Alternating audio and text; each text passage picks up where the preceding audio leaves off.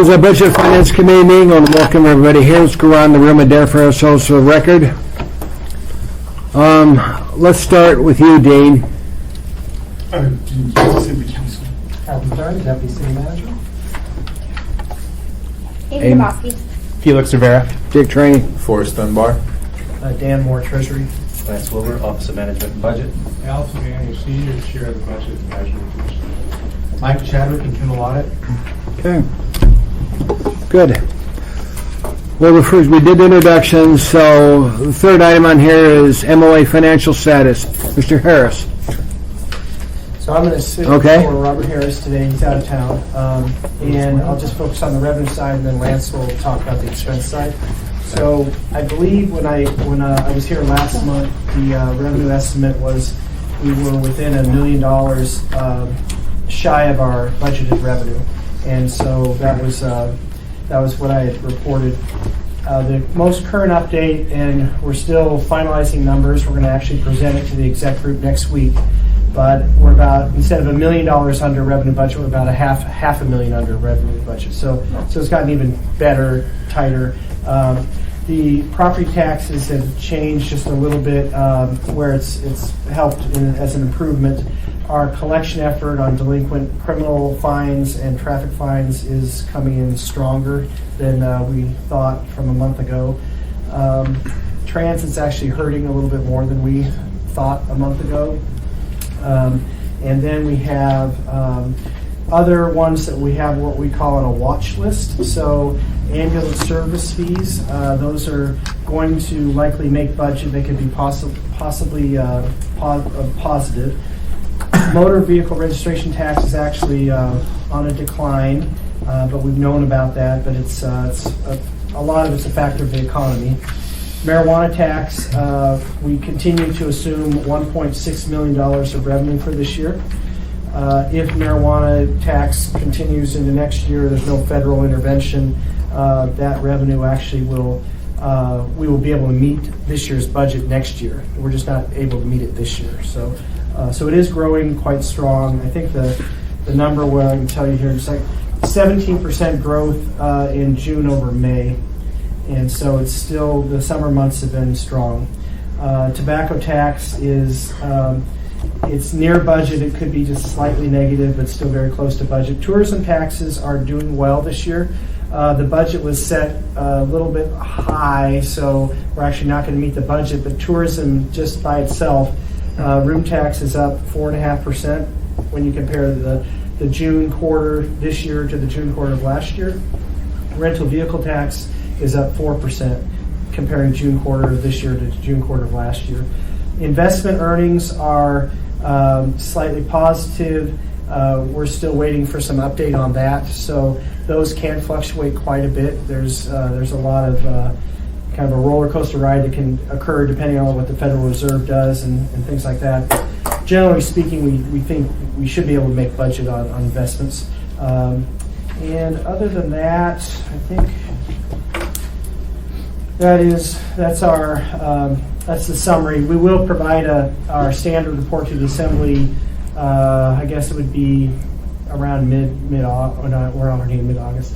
It would be around early September. I'm not sure what your meeting schedule is, but that first meeting in September. 12th. Okay. How's Airbnb looking? It's been coming in strong. I think our original estimate was $200,000 of additional tax. It should be at least double that. So it is stronger than we expected. There is a shift in the market where the pricing competition is more, it's more stiff. So Airbnb has definitely been a factor in driving average prices down. So we may gain a fair amount with Airbnb, but we're losing on the hotels. other side, yeah. But it's been good. I mean, it's great that they partnered up and started collecting on behalf of us as a city and a bunch of other cities around the country. So it's just been a very. We wondered how that was going to work. It's Yeah. nice to see they're actually doing it. It's a really good model. Yeah, that's working well. Felix, anything? Amy? I'm waiting for Lance. Okay, that's all. I know. I want to hear Lance's positives. Forrest, anything? No, thank you. Lance, tell me how much money we're going to get out of the state. I understand the Thank you. revenue sharing actually happens this year. We did. As the Assembly is aware that when we budgeted revenue sharing, we budgeted about $4.5 million that we would be receiving from the state. As a result of the state's action on the capital budget, through that legislative process, they put $8 million more into the fund. So our new total amount, when they added that in, our new total amount is going to be about $7.7 million, which is about a $3.2 million increase than what we have budgeted. So that is good news. That's particularly in our time. So looking forward and appreciate the state helping us in that way. Good. Go ahead, Lance. Anything else? I think for the rest of it, that's about as much good news, no. For 2017, as I reported last month, at the end of June, the departments were pretty much right on track for their expenditures, and as Dan mentioned, the revenues are getting a little bit better. I do not have all of the departments in for the end of July.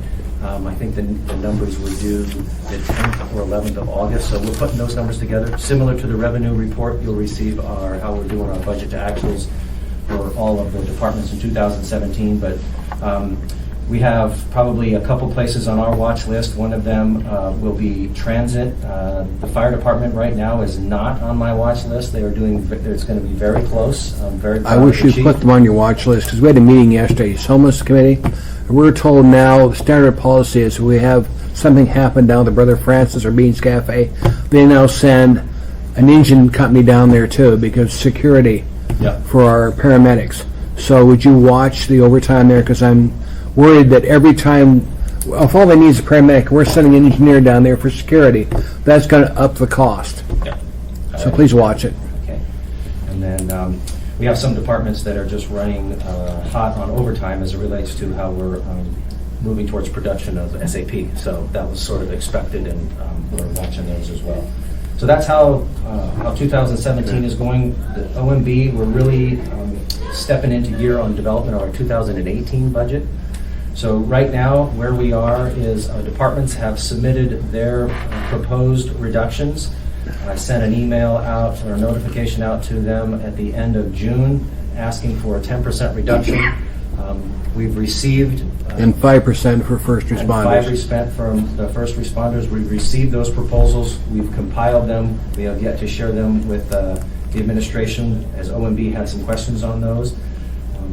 In addition, what we're doing is the assumptions that we came up with and we used to come up with that $20 million gap originally were based on assumptions that we had in May. We have newer information, which is some of the new revenue information that I shared with you, how we're doing on our spend.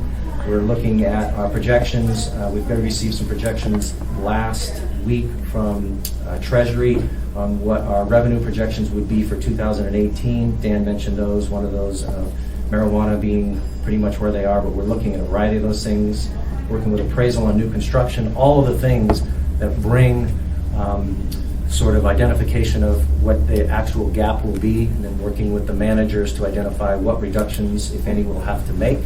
And then that will be part of our proposal that you'll receive in October. However, in 2 weeks from tomorrow, the administration will be providing you what's called a 120-day memo. And in that memo, it has our basic financial assumptions at a preliminary level. It will have the preliminary capital improvement budget and capital improvement program for the municipality and the utilities and their strategic plans. We will have those available to you for submission.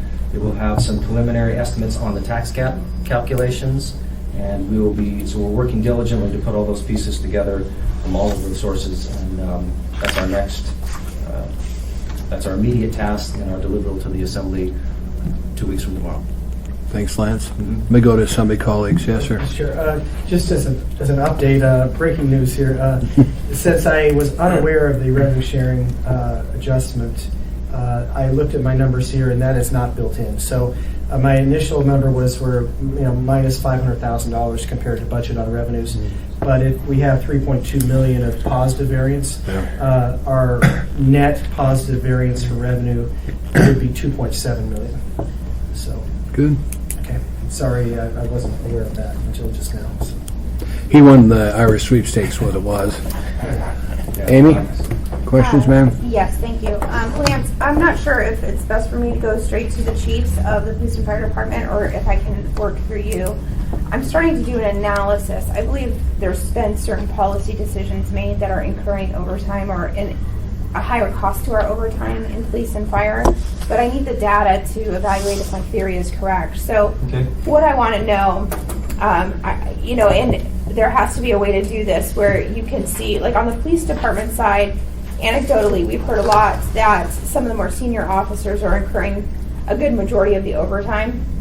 And I want to see if in fact that's accurate. I want to see where the overtime is going in the police department. I don't know if PCNs alone will do it because PCN doesn't reflect seniority. Do you understand what I'm asking? I do. Okay. On the fire department side, I really want to take a look. Paramedics always have a lot of overtime because there's so few of them, and frankly, they're worked to the bone. But I want to take a look at the senior levels, specifically taking a look to see the amount of overtime being incurred and potentially an increase in overtime in the senior captain rank and the battalion chief rank. And just look at that in comparison to if, in fact, those are the areas where the biggest spend is going with overtime. I expect it with paramedics, but I want to see if we've had a fundamental shift specifically in those other two ranks too. Yeah. I think that'll help kind of hone us in on where the overtime dollars are going, not just there's overtime dollars. Absolutely. We can certainly, we can do that for you. Okay, thanks. Anything else, ma'am? Nope. Mr. Rivera, sir? Not at this time, Mr. Chair. Mr. Dunbar, sir?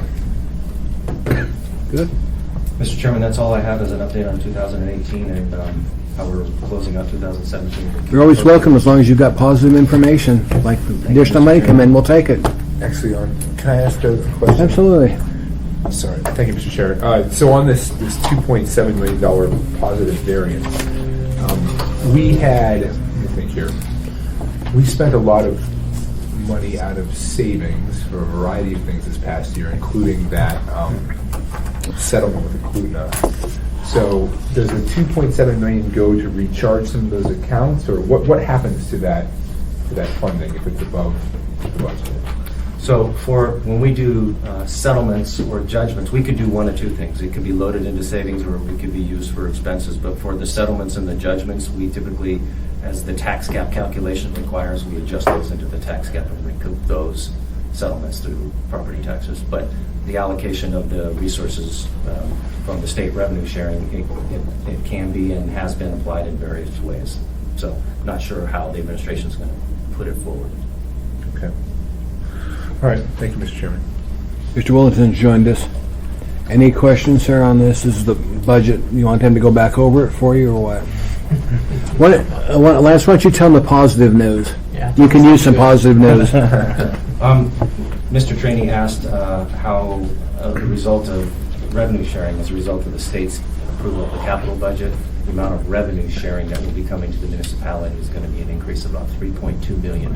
So that will help, particularly on the revenue side. So it is Good. Probably you could use some positive news. Why not? Okay, thank you guys very much. Appreciate that.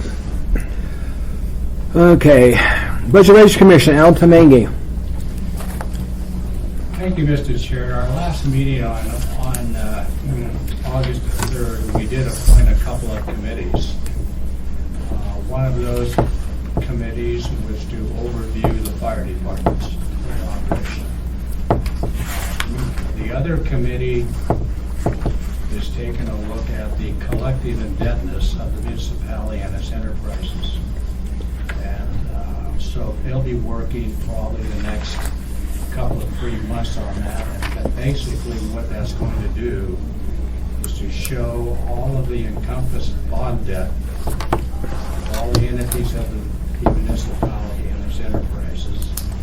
The report will show the amount of principal on each one per year and the interest per year on each of those entities with a collective total. And then we'll take out like ML&P, what's that indebtedness per user. So that's probably going to be 2 or 3 months, in the coming. The fire department is also going to be probably about 2 or 3 months or more. so we'll keep you updated on that. Good. Let's go over your gasoline tax proposal, sir, Correction, hour. from your committee. Right. The Budget Advisory Commission, for the past probably What about 3 it? years or so has It's been has taken a broad approach doesn't beat. as to If it is, I can't hear it. Sorry. what are the optional use I can't hear you. Oh, sorry. collect money besides taxpayer money. And we have taken a couple of those items of the increase in the telephone 911 charge. We've recommended the elimination of the 2% It's an old tax thing. credit on sprinkler systems as they're required by code. As I understand, the legislature did make that change. And the 50-cent per telephone call increase for 911 has been increased. And then we said, what other sources out there should we take a look at? And the subject of the gas tax, the gas excise tax did come up. And we got a substantial amount of information, and we took a look at what the state was collecting, which is about 8 cents a gallon. We took a look at what their appetite might be in the future, and we thought, well, why aren't we collecting the gas tax within the city? And so we went through and reviewed everything, and the committee adopted the current resolution with all of the attachments that we have a 10% a gallon excise tax, which could be imposed by the Assembly without a vote of the public. And so what this will do, it'll take a little burden off of the taxpayers. Our recommendation is 100% of that offset, the taxes, property taxes.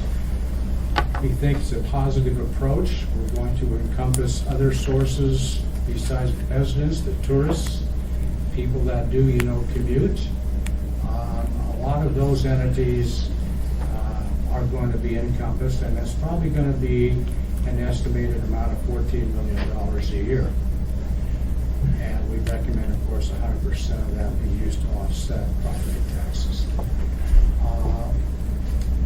So at that point, that's our recommendation to the Assembly, and the recommendation to the mayor that you take a look at this, because what it does, it broadens the amount of income you have from just property taxes.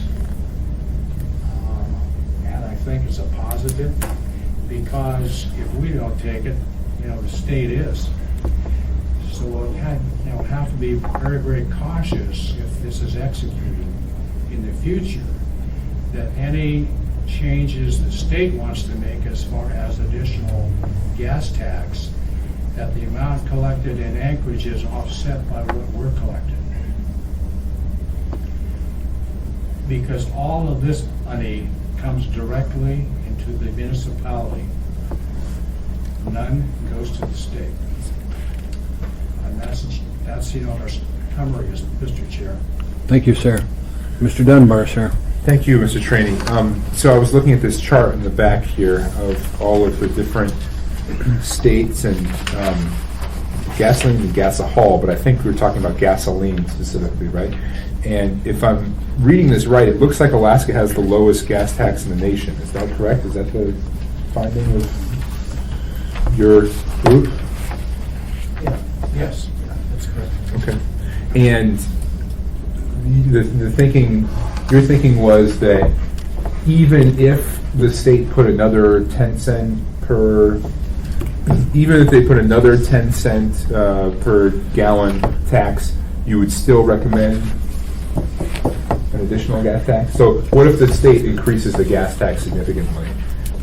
Would your group still, would the commission still recommend that Anchorage do the same? What we would recommend is that you impose the 10%, and then if the state imposes another 10, Yeah. that the city or the municipality lobby through the legislature that 10 cents will be offset against the 10 that we're already collecting. Gotcha. So there would be no net increase. Same rationale the state's been using when they've been looking at sales tax, giving credit to those cities that have a sales tax. It's Stephen again. I don't know why. It's there. No, it's the top one. Top one. There you go. I can't hear it, so obviously it's because I'm old. John and then Amy. Okay, I got a couple little ones. So this 14 million, is that how accurate do you feel that is? Well, it's like you roll the dice, like that's a pretty solid estimate. So plus or minus 20%, something like that, you think? Probably about 10%. Okay. I can respond. The Budget Advisory Commission had asked us to do a revenue estimate, and we do have a person in our office that's very talented at estimating. And I would say it's a very tight estimate. There's a lot of really good data out there from the state because they've already collected. You stop. And what we were asked to estimate was highway use fuel. So it's only the vehicles that are on the road. It's not other types of fuel. So. Okay, good. You have it in your last whereas. I mean, you're talking about this all being underneath the tax cap. So the last whereas says approval process for accommodation of property tax relief and increase to the tax cap. But this would not require an increase to the tax cap, right? It would be under it. Right. Okay. You know, some good things in this is it's citywide collection, so it could be used towards police and Seward Highway. That's a problem we have now. Well, John, you're correct. We can dedicate the fund streams. The state can't. So Right. we've already got a definition done on that. We could dedicate it specifically towards the highway. If we dedicate it, then do we have to go to the vote of the people? No.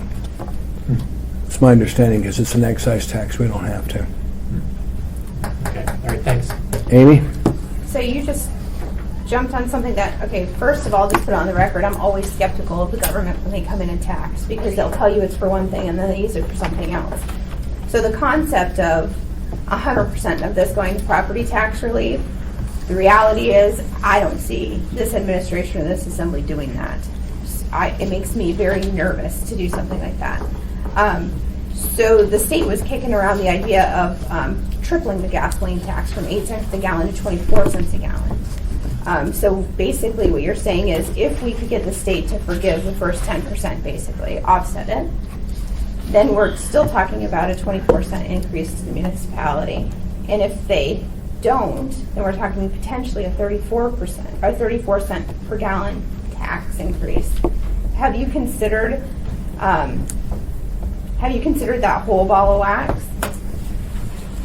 Yes, we have, and that's why we mentioned that any future legislation from the state, any increases that they have, like they want to increase it by 10 cents, then that 10 cents that they collect would be offset by the 10% that we have, and they get nothing.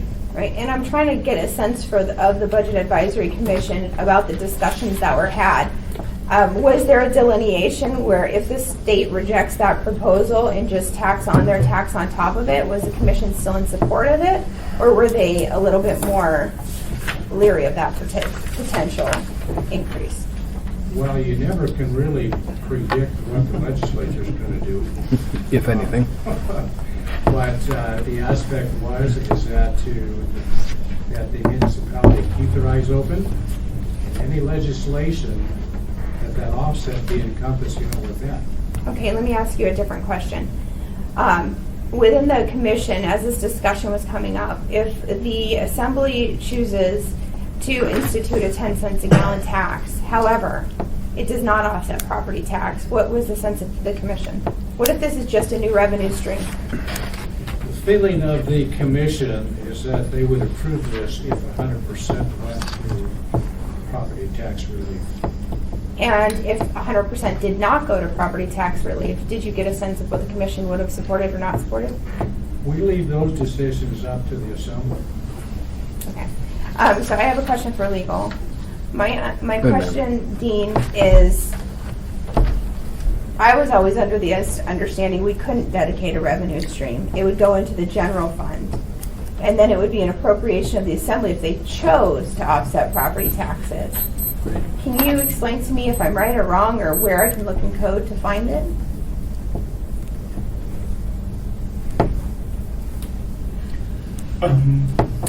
No, but I can tell you that it's in state constitution, and the person is dedicated to the fund that you're talking about. And I guess I will double check this, but it's not. So- I can't say that we dedicated the fund. Amy, But if I could can interrupt you for a second. verify that with some research. Our last two municipal attorneys have both told me that we can dedicate the fund stream. They're willing to put that in writing. I like Cannot. that. We can dedicate the fund stream, yes. Okay. In fact, if you look at my alcohol tax, the last one I brought forth, dedicated the fund stream, and that was done by the city attorney under Sullivan. So it can. We can do it.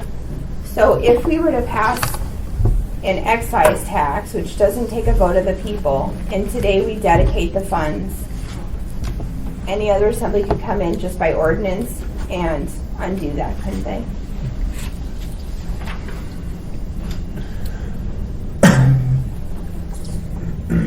Say qualified, yes.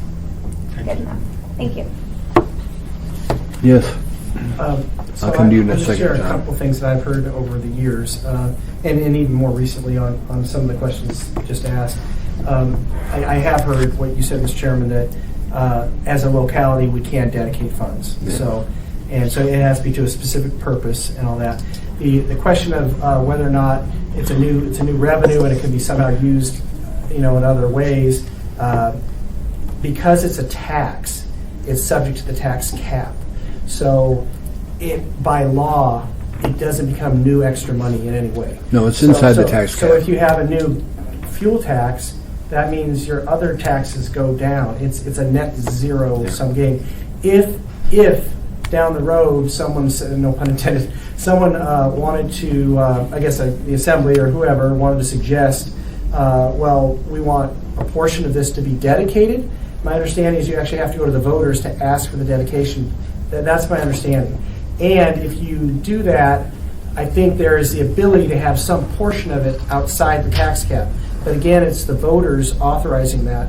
If down the road, I shouldn't use that word, you decide you don't want to continue to dedicate even though the voters authorize that, I don't know if you'd have to go back to the voters to reverse that, or you could just choose on your own to not do that. I don't know. That's definitely a legal question. Can we follow up on the same question? Yeah, Dean, would you look into that question that he raised, please?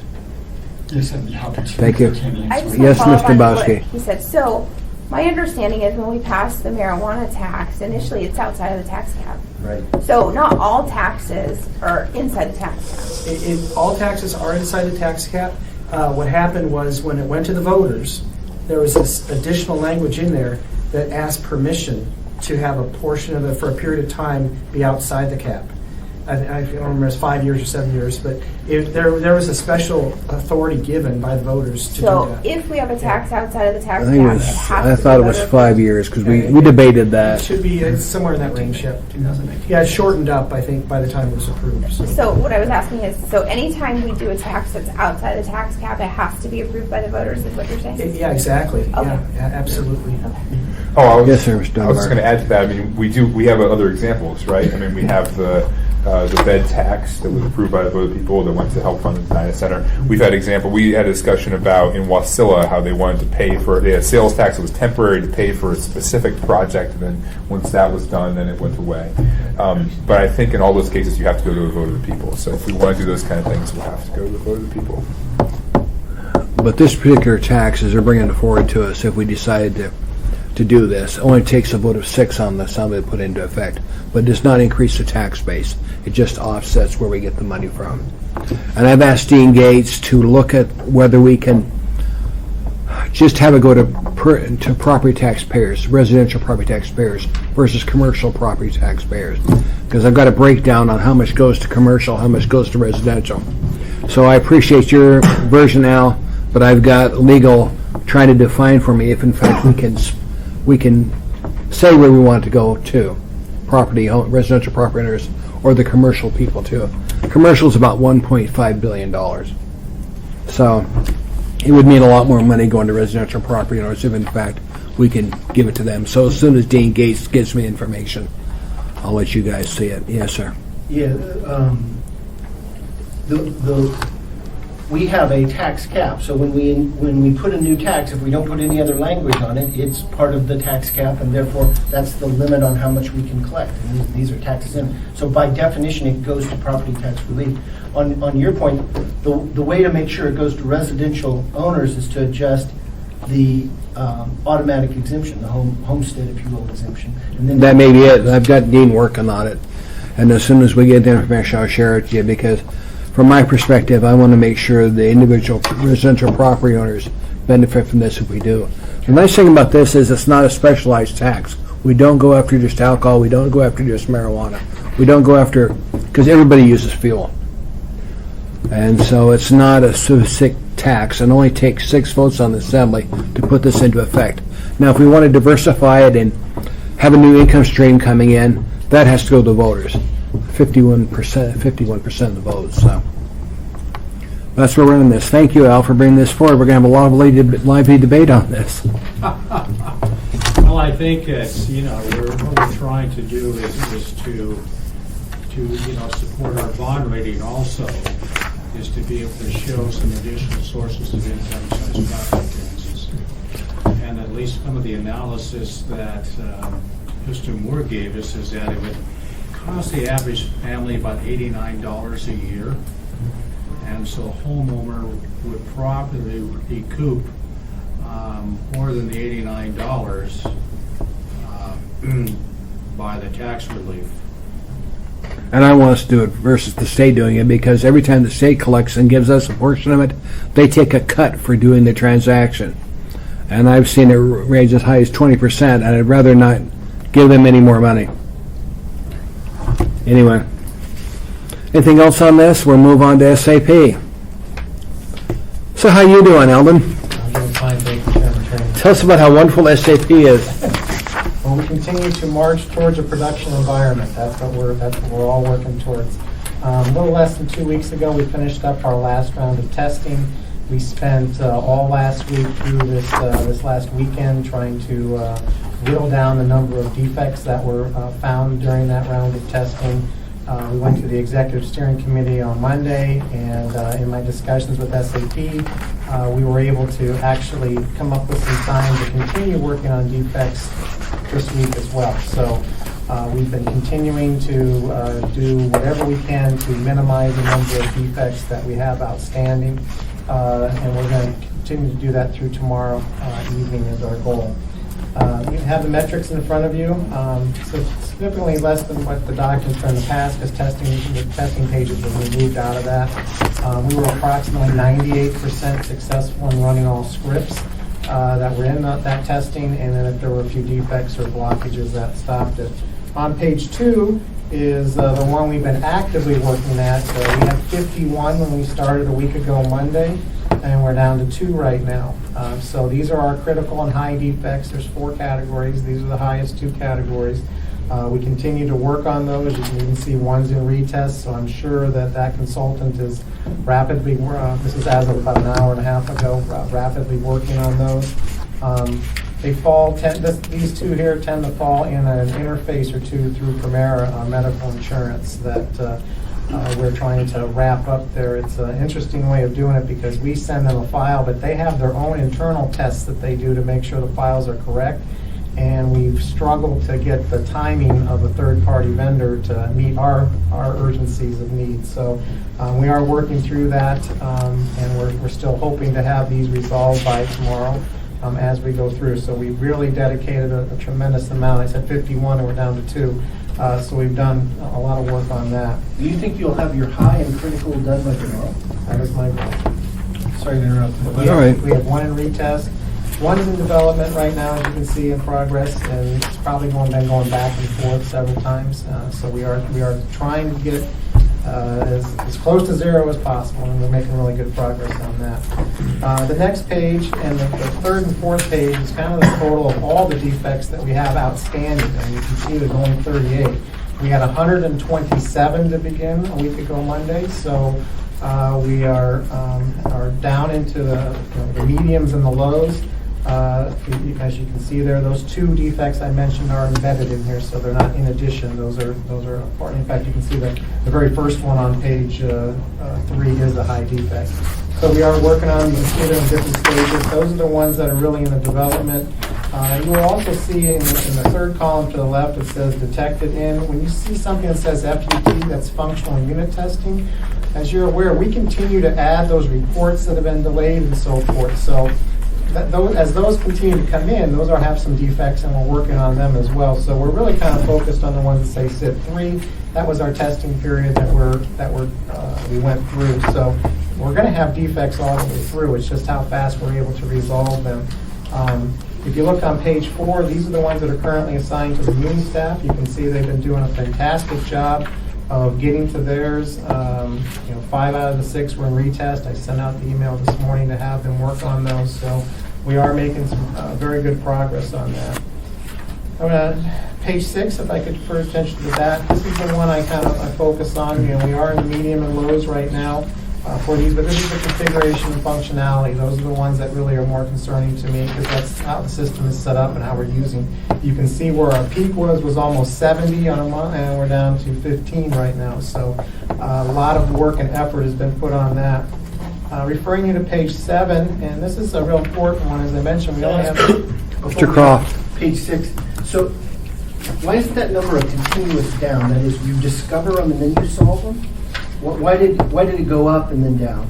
Well, we had a large number of validations by our Muni staff the last weekend of testing, and when they were going and validating the test scripts, they identified a large number of defects at that point in time. We actually had 35 put in on that Sunday, which spiked it, and then we've had the chance to work them down since then. Okay, so this graph represents a combination process of inputs of defects as you find them and then resolution. That is correct.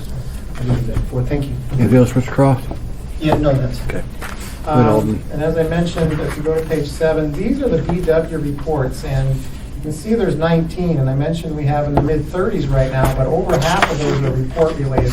We will be able to continue working on report defects all the way through our different stages here that we have remaining, because it's only an output and it doesn't affect the configuration of the system. So these are not going to stop. If we get in a situation tomorrow night, we may have a few mediums and lows left. We'll work on them, but they can't go into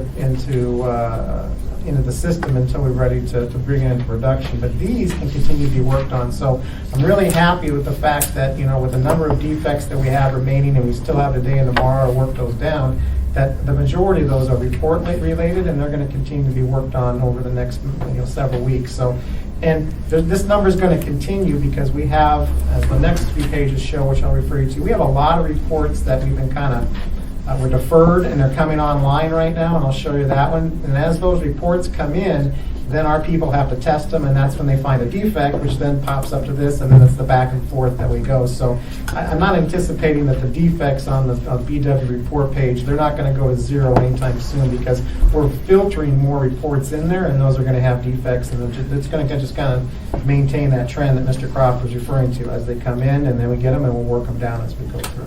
Mr. Croft. Yeah, that was part of my question, and I'm not so worried about the report defects for the reasons you stated, but how many of the other defects, is there a lot more testing that's going to produce a lot more defects, or is this the pool of defects for the non-report category? We are done testing.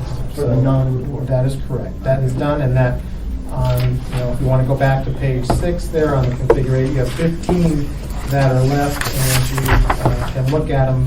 There are some ones that are FUT, which we did have some things where we allowed a change request to come through, and there's some additional development. But you've got that group of SIP 3 right there that are down there. There will be a couple medium and lows, which means they're not critical to the system. Some might be. But that 15 doesn't go up, it only goes down. That is correct. Well, unless we had something that was in process, but yes, the answer should be yes. It should be, but when we hit tomorrow night, we won't. That's going to not change for a while, because we won't be able to add it into the system at that point, because We have to lock production down before we can open it back up and as we move through cutover process, which I'll talk about where we're at. The 15 will go down, the 19 you're warning us might go up as we Go go up, along. down, and so forth. It'll continue for all the weeks all the way through. Because if you refer to the second to last page, which is page 11, these are the deferred reports that we added a couple of months back. And you can see a lot of green, which is good. We're making progress. But that right-hand column is when they're actually ready for our system. And you can see that we currently have 5, it looks like, out of the 29 that are actually ready to go right now. The rest of those 24 will filter in over the next few weeks, and as those filter in, municipal staff will be testing them, and then the defects on that other page would be reflected on. So this is a bulk of work that's not critical to have right now as we go into this, but we're going to be able to keep on working on it, and that's what will affect the defects on that other page. Alden, how long do we keep the SAP experts working on this? Well, I'm actually currently working. Because I'm on just that. looking at the list and I see some are not city employees. Well, right now, our consultants are on contract through October 1st. Okay. And then I am currently working and beginning to work with IT to deal with what's called post-go live support or hypercare. And that can range, depending upon the consultant, many, many weeks. But we certainly want to have as many current consultants that are in critical areas available for us in October to deal with the defects that come up, filter in a couple of these other items that may not have gotten in right now, and those kind of things. But it'll depend on funding. I mean, that is in the ITD operating budget, and we're going to try to maximize the usage of that money that's already been budgeted in the core areas that we need to be able to have. It is one of our, we have many goals, but one of the goals, these 29 reports, if you look at the dates, are all before 10/1, so they will be delivered. And on the next page is the 10 CAFR reports, which I know you always hear from Zig, and when they're out there, you can see that progress is being made, and you can see how the green is going, and that is our goal to have those delivered as well in advance of October 1st. So, these are the reports that are still outstanding. And remember, reports, there's nothing wrong with reports and defects. That's the output. So that just means, give all the information. The core system is what we're trying to shoot for right now. The other bit of good news is we were a little bit behind on some of the ECM functionality specifically for ER. We really beat that over the last couple of weeks, and I'm happy to say that we were able to get all of that in. So ECM will be incorporated into the system and for the 3 departments that were originally approved, which was purchasing, employee relations, and accounts payable. So that's been one that's been kind of lagging a little bit, and we blitzkrieged it, so to speak, to be able to accomplish that. So they will make it in transports and be able to be available to the users when we reach the production side of this. So currently where we're at is we're working on the defects. We did begin our cutover activities, so the municipal employees have been starting to deliver their files, their data files.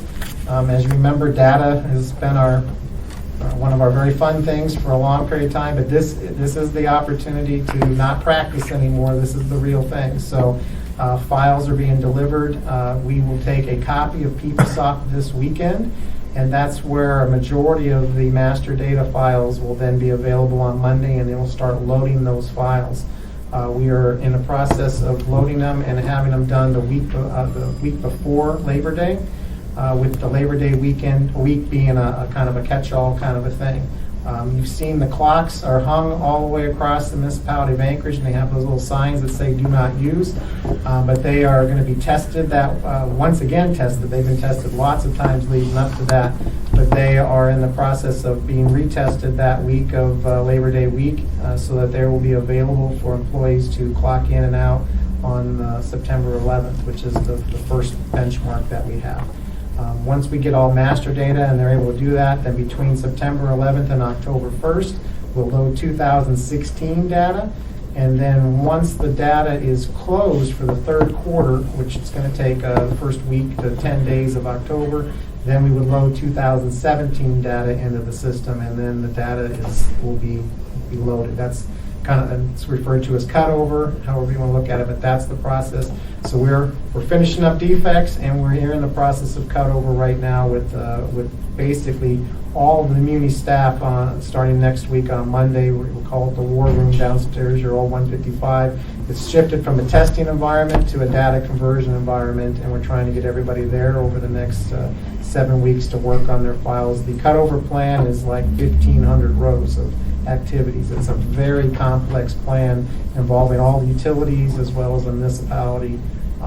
So it's a very, and there's specific time periods. You have 15 minutes between midnight and 12:15 to get your work done. It's a 7-day-a-week, 3-week thing, 24 hours a day. So that goes back to me telling you continuously, our new employees are doing yeoman's work to be able to accomplish the task of getting all the things done for the system. But that's the plan with the time period that we have.